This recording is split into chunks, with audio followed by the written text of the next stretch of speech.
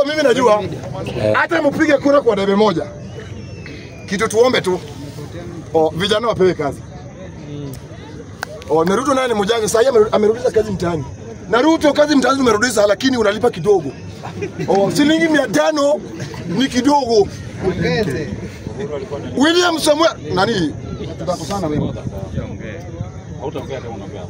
William Samuel Ruto kazi mtaani ni sawa umeleta, lakini 500 naye ni kidogo, ongeza kitu kidogo. Hata mtu wa mjengo alibi 500.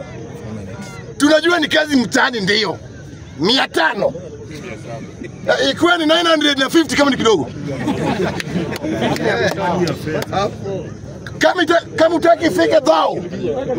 Kazi mtaani ifike 950. Ukikula 50 lunch 900 unaenda kwa nyumba. Na pesa pia isichelewe sana vile inachelewa.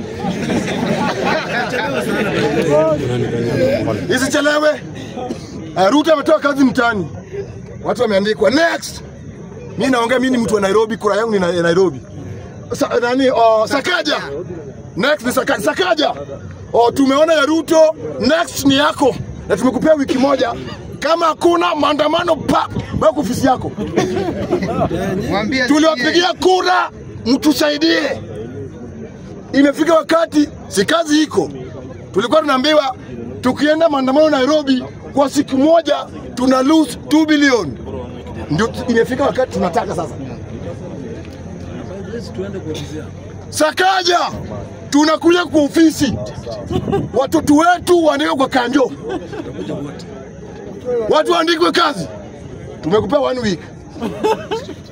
Kama tutaona simu yako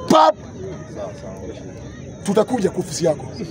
Watoto wetu waandikwe kazi. Asante sana msasi.